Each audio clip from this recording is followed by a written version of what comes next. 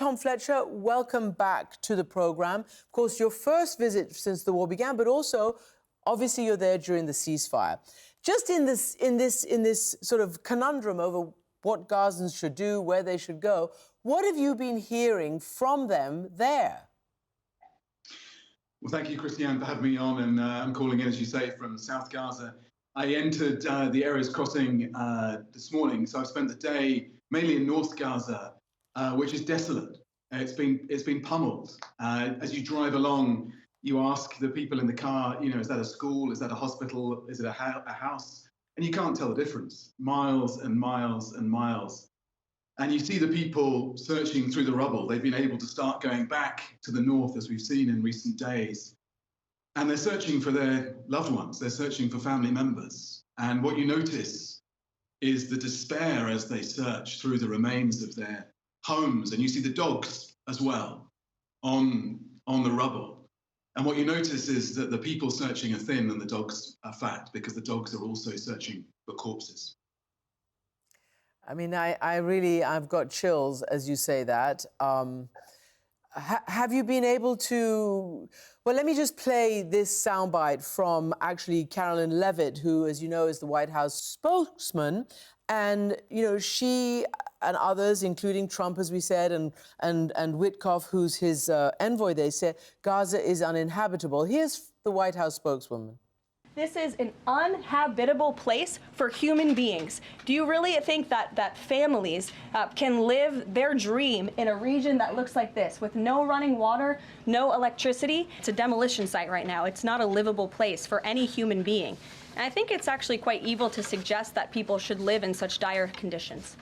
Look, apart from the irony that this is a, you know, US-backed war in reaction to what happened in Israel on October 7th with US munitions, what is your reaction to the fact that everybody's calling it a demolition site? Can people live there?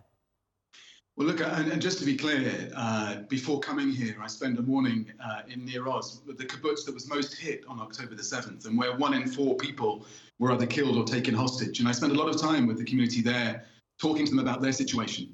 A community, by the way, that wants peace with the Palestinians and wants to rebuild their lives. And they want to see the hostages come home and the Palestinians living a clear, free life again. But no, when you drive through, one thing you do notice, maybe a week and a half ago, there was more despair, I'm hearing from my colleagues. The starvation levels were higher then. You know, since then, we've got 10,000 trucks worth, mainly of food, in. And so people are at least not starving anymore. But what's happening is they're taking the tents that we're giving them, and they're going back to their homes, and they're pitching those tents on the rubble. I met one grandmother today who's, you know, in one room in the basement of what's left of the house. I mean, we couldn't go in there because it looked like what was left would collapse at any moment. And she said, I'm staying here. You know, ask me where I want to go. Ask me if I want this to be a Riviera. This is my home. It was my parents' home and my grandparents' home, and we will rebuild. And so I think what you're hearing today, which I hadn't expected, is actually less of the hopelessness and despair that we were hearing a week or so ago, and more of a defiance. Not even an angry defiance, but just a sense that we're staying and this is our home and we're not going anywhere. I also heard some people being interviewed on the radio who, while they said they wanted to stay, they said that if rebuild doesn't start, and of course the Arab nations even yesterday came out and said they are committed to doing it, but while the Palestinians are still there, of course it's a huge logistical drama and dilemma. But, you know, then we might have to. We might have no choice but to leave. But I want to ask you also, because they said, yes, food, as you're confirming, but they don't have electricity, they don't have internet reliable, they don't even have reliable fresh running water. Plus, we hear that food in the market is still at extortionate prices. What can you tell us about those basic necessities? Well, the food prices are coming down now because we've got 2 weeks' worth of bread and flour in, and that's made a massive difference. We've got food to 1 million people who are at risk of starvation. There's some commercial traffic coming in.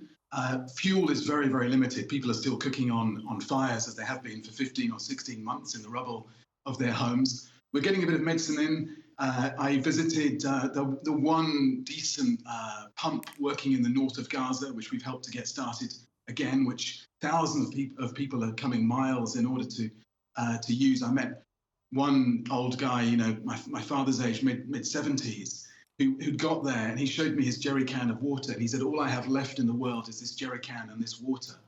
But they are able to access some of that water. The great need at the moment, Christiane, is tents. That's what we're really focused on getting in, because as people try to return to their homes, and as winter sets in, it's quite cold here today, very windy and very rainy. As winter conditions set in, we've got to get people back into shelter again. So tents is the big need right now.